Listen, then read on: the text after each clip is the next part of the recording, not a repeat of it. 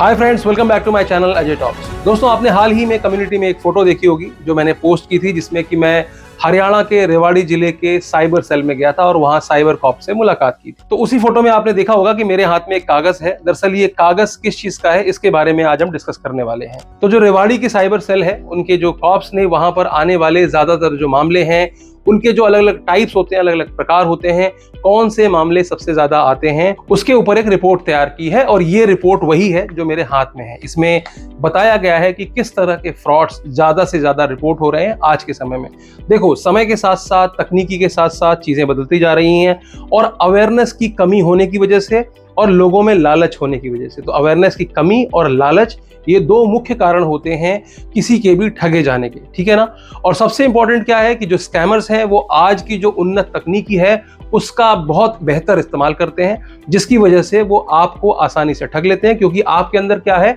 Awareness की कमी है। तो आज हम ऐसे ही कुछ अलग अलग टाइप्स ऑफ स्कैम्स के बारे में बात करेंगे जो मुख्यतः रेवाड़ी के उस थाने में जो है दर्ज किए जाते हैं। और ये रेवाड़ी की कहानी नहीं है, इनफैक्ट पूरे देश में, पूरे अलग अलग राज्यों में, अलग अलग शहरों में भी लगभग इसी तरह का ट्रेंड सामने आया है। तो शुरुआत करते हैं अपने पहले स्कैम की तरफ। तो पहला स्कैम जो है वो टास्क बेस्ड स्कैम है। यहाँ पर कोई क्रमानुसार नहीं बता रहा हूं कि सबसे ज्यादा इसके आ रहे हैं या सबसे कम इसके आ रहे हैं, ये मैं आपको रेगुलर 1 बाय 1 बता रहा हूं। तो सबसे पहला जो स्कैम है वो है टास्क बेस्ड स्कैम। इसके मामले काफी ज्यादा आ रहे हैं, यही नहीं पूरे देश में आ रहे हैं। इसमें क्या होता है, इसमें स्कैमर आपको व्हाट्सएप पर या सोशल मीडिया के किसी भी प्लेटफॉर्म पे आपको अप्रोच करता है और वो आपसे कहता है कि कुछ छोटे छोटे टास्क हैं जो आप करते हैं तो आपको कुछ पैसे मिल जाएंगे, अर्निंग्स होने लग जाएगी आपकी। उस टास्क किस तरह के होते हैं, यूट्यूब के वीडियोस लाइक कर दो, इंस्टाग्राम के पेज को फॉलो कर लो, या फिर स्नैपचैट के किसी अकाउंट को फॉलो कर लो, या किसी की होटल की रेटिंग करनी है, या किसी फ्लाइट या किसी डेस्टिनेशन की रेटिंग करनी है, या मूवी रेटिंग करनी है, या इसके अलावा आजकल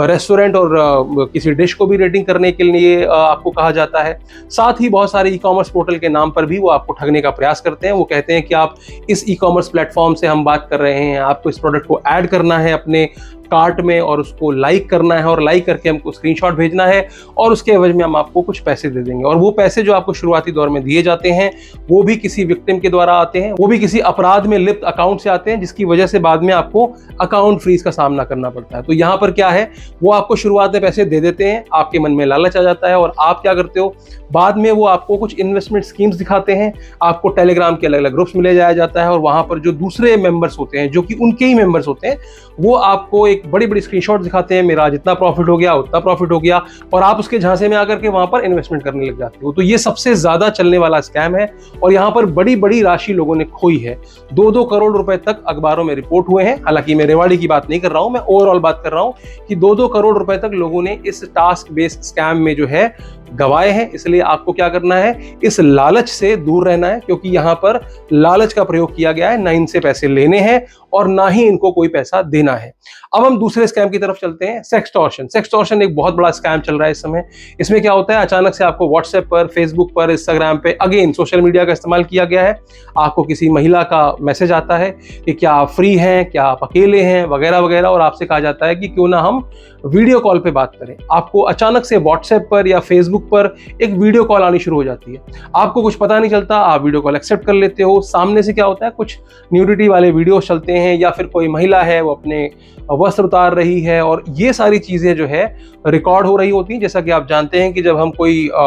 वीडियो रिकॉर्डिंग करते हैं तो आप भी स्क्रीन में आ रहे होते हैं, तो आपको क्या करते हैं, वो तो आपकी स्क्रीन को रिकॉर्ड करते हैं, कैप्चर करते हैं, और उसके बाद शुरू होता है ब्लैकमेलिंग का सिलसिला। जी हाँ, तो ये सिलसिला तब तक चलता है जब तक कि उनकी मर्जी होती है। वो आपको धमकी देते हैं, आपसे कहते हैं कि जो वीडियो है इसको हम वायरल कर देंगे, अलग अलग प्लेटफॉर्म्स पे इसको सर्कुलेट कर देंगे। इस तरह की धमकियां आपको मिलती हैं, जिसकी वजह से आप क्या करते हो, अपने पैसे वहां देते जाते हो, ब्लैकमेल होते जाते हो, और आपका लाखों लाख का नुकसान वहां पर हो जाता है। तो आपको क्या करना है, कोई भी अननोन नंबर से वीडियो कॉल आए, सबसे पहले आपको अपना फेस नहीं दिखाना है, आप कैमरे पर अपना थंब रख लीजिए ताकि आप नहीं दिखाई दे रहे हैं, क्योंकि अगर वो चीज रिकॉर्ड ही नहीं हुई तो फिर उसके बाद आपको कोई परेशानी होगी नहीं। इसका डिटेल वीडियो मैंने बनाया हुआ है, डिस्क्रिप्शन पे लिंक है, आप जाकर के देख सकते हैं। अब बढ़ते हैं अपने तीसरे स्कैम की तरफ। यहां पर है जानकार बनकर ठगना। इसको मैं 2 कैटेगरी में डिवाइड करूंगा। पहला तो वो कि आपको अचानक से कॉल आती है, एक नाम लिया जाता है, आप अचानक से बोलते हो कि हाँ हाँ हाँ मैं वही बोल रहा हूँ, क्योंकि उनके पास आपकी डिटेल्स पहले से होती हैं।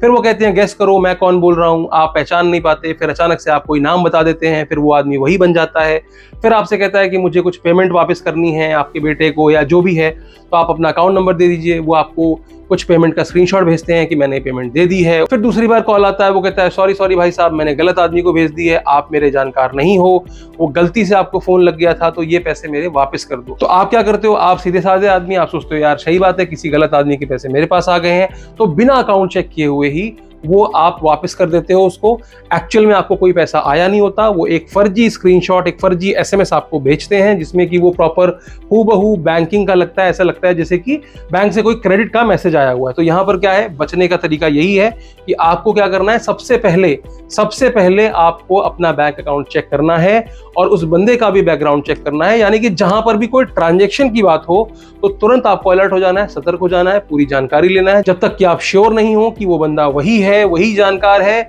जिससे कि आप बात कर रहे हैं, जिसको कि आप जानते हैं, तब तक किसी भी तरह का ट्रांजैक्शन किसी के साथ भी नहीं करें। इसी का दूसरा तरीका ये भी हो सकता है कि कोई जानकार आपको कॉल करे और आपको लालच दे कि यार ये ऐप इंस्टॉल कर लो, इतनी अर्निंग हो जाएगी, वो हो जाएगी। या फिर कई बार ऐसा होता है कि आप किसी कस्टमर केयर को अप्रोच करना चाहते हो। मान लीजिए किसी बड़ी कंपनी, कोई एसी की कंपनी को, कस्टमर केयर को आप कॉल करना चाहते हो, या किसी आप लोकल बैंक की ब्रांच को जो है अप्रोच करना चाहते हो, क्रेडिट कार्ड की लिमिट बढ़वानी है, इसलिए आप किसी एग्जीक्यूटिव को ढूंढ रहे हो और आप ऑनलाइन नंबर ढूंढते हो, तो आपको ऐसे बंदे का नंबर मिल जाता है जो कि एक्चुअली स्कैमर होता है, लेकिन वो आपको एक बैंक का अधिकारी बन करके बात करता है आपसे, और उसके बाद आपके मोबाइल में जो है वो कुछ एप्स इंस्टॉल करता है जिनको बोलते हैं रिमोट लोकेशन एप्स, जिनमें कि खासकर टीम व्यूअर का नाम आता है, एनीडेस्क का नाम आता है और रस्क डेस्क का नाम आता है। तो इस तरह की जो एप्स का एक्चुअल काम क्या होता है कि अगर आपका मान लीजिए कंप्यूटर खराब है और मैं एक टेक्नीशियन हूं, मैं आपके कंप्यूटर को यहीं से देखना चाहता हूं, तो मैं कहता हूं कि आप ये ऐप इंस्टॉल कर लीजिए, मैं भी ये ऐप इंस्टॉल करता हूं, हम दोनों कनेक्ट हो जाते हैं और मैं आपकी स्क्रीन को देख पाऊंगा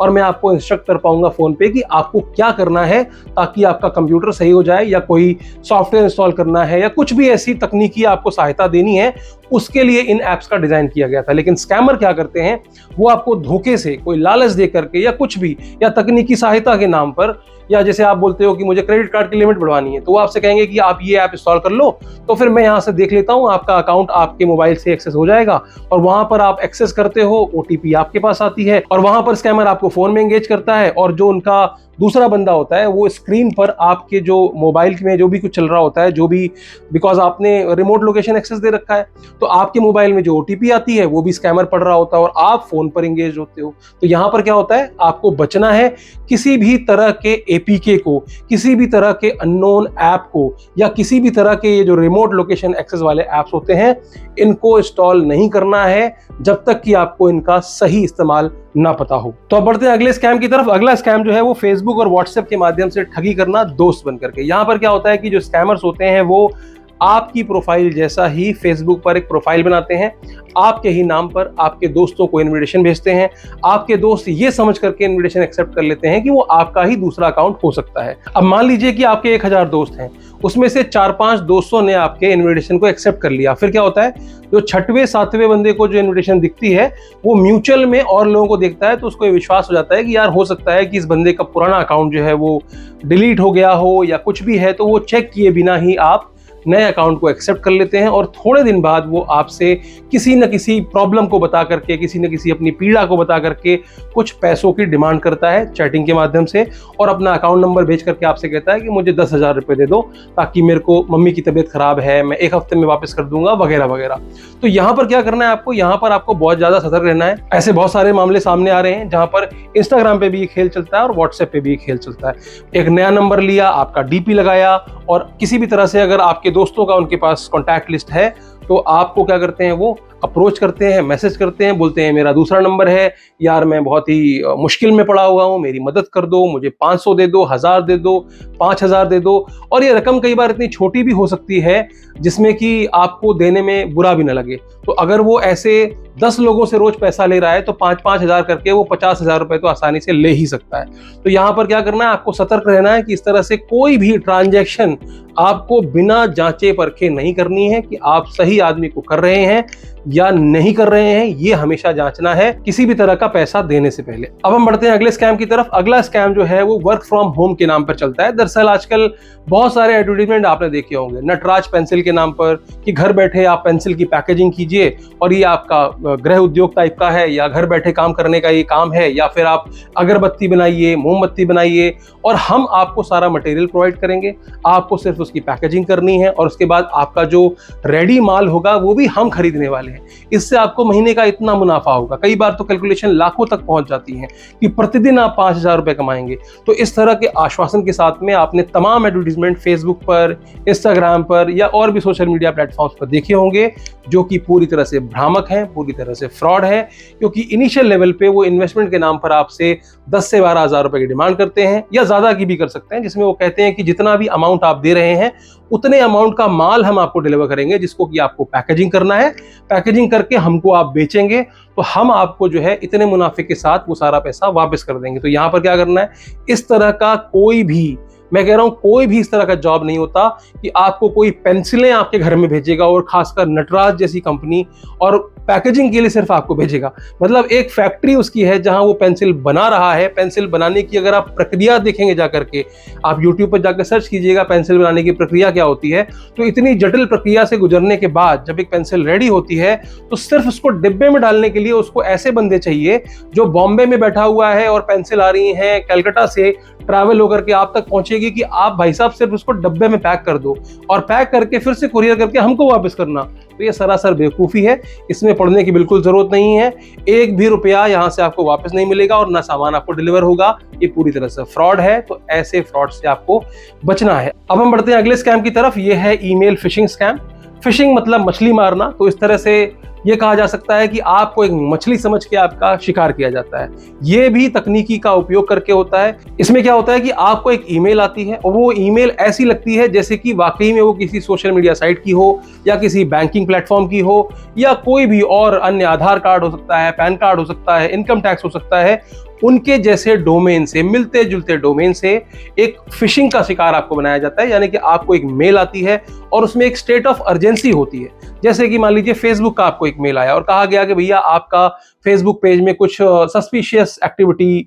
हमने जाहिर की है, तो हम आपका अकाउंट डिलीट कर देंगे अगर आप अभी के अभी इसको रेक्टिफाई नहीं करते। तो आप क्या करते हो, आप बिना सोचे समझे उस लिंक पे क्लिक करते हो, फेसबुक का एक डमी पेज खुलता है, वहां लॉगिन आईडी डालते हो, पासवर्ड डालते हो, और जैसे ही आप लॉगिन आईडी पासवर्ड डालते हैं तो आपका फेसबुक का जो अकाउंट होता है वो कॉम्प्रोमाइज हो जाता है। सेम चीज इंस्टाग्राम या और भी जो दूसरी सोशल मीडिया प्लेटफॉर्म्स हैं उसके साथ होता है। ऐसे ही बैंकिंग के साथ होता है कि भैया आपकी केवाईसी पेंडिंग है, जल्दी से क्लिक करके आप फलाना डेट ऑफ बर्थ अपना अपडेट कर दीजिए, नहीं तो आपका बैंक अकाउंट बंद हो जाएगा। तो ये जो स्टेट ऑफ अर्जेंसी होती है ना, इसमें हम कभी कभी ये भूल जाते हैं कि ये मेल कहां से आ रही है, किसने भेजी है। और वैसे तो आमतौर पर जीमेल जो है वो आइडेंटिफाई कर लेता है कि ये स्पैम मेल है, उनको स्पैम में डाल दिया जाता है, जंक फोल्डर में चला जाता है, तो आप तक पहुंचता ही नहीं है। लेकिन जैसा कि मैंने बताया, तकनीकी का उन्नत इस्तेमाल करके ये स्कैमर्स आप तक पहुंचते हैं। और कई केस में तो ऐसा भी हुआ है कि वो कंपनीज के बॉस के जो है ईमेल्स होते हैं, वो अलग अलग जो कंपनीज होती हैं जहां पर टेंडरिंग है या किसी का बिजनेस है,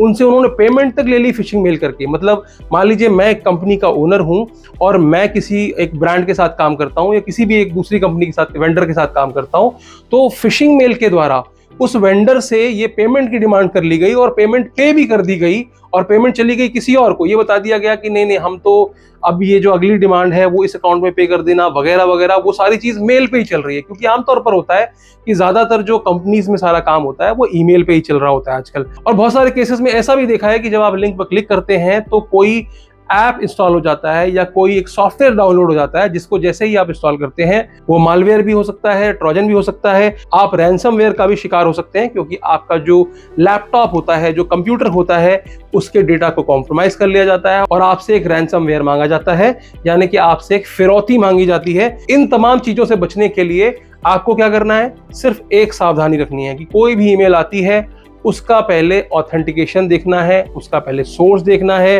कोई भी लिंक पर आसानी से क्लिक नहीं करना है, कोई अटैचमेंट आता है उसको डाउनलोड नहीं करना है। तो इस तरह की अगर आप सावधानियां रखेंगे तो यकीनन आप फिशिंग ईमेल से भी बच पाएंगे। तो उम्मीद करता हूं कि साइबर अवेयरनेस की इस कड़ी में ये वीडियो आपके लिए बहुत इंपॉर्टेंट होगा। तो ऐसा नहीं है कि सिर्फ इतने ही स्कैम है, तकनीकी का इस्तेमाल करते हुए ये जो स्कैमर्स होते हैं इससे भी कहीं ज्यादा नए नए तरीकों से लोगों के साथ ठगी कर रहे हैं। अब चूंकि रेवाड़ी थाने से ये रिपोर्ट आई थी तो मैंने सोचा कि इस चीज को आपके सामने तक लाया जाए, कम से कम इन स्कैम से तो आप बच सकें। बाकी स्कैम्स के बारे में समय समय पर मैं आपको बताता ही रहता हूं, तो इस चैनल को फॉलो कर लें, नए अगर हैं तो सब्सक्राइब कर लें, वीडियो अच्छी लगी हो तो लाइक कर लें। और हाँ, अगर आप अपने दोस्तों और रिश्तेदारों और खासकर बुजुर्गों जिनको कई बार इस तरह की अवेयरनेस नहीं होती है, और बच्चों जिन्हें ये पता नहीं होता है कि किस तरह से इस तकनीकी का उपयोग करना है, कैसे बचना है, तो उन तक ये वीडियो जरूर पहुंचनी चाहिए ताकि वो भी अवेयर हो सकें और इस तरह के किसी साइबर अपराध से बच सकें। तो आज के लिए सिर्फ इतना ही, फिर मिलेंगे किसी और वीडियो में। अंत तक बने रहने के लिए आपका बहुत बहुत शुक्रिया।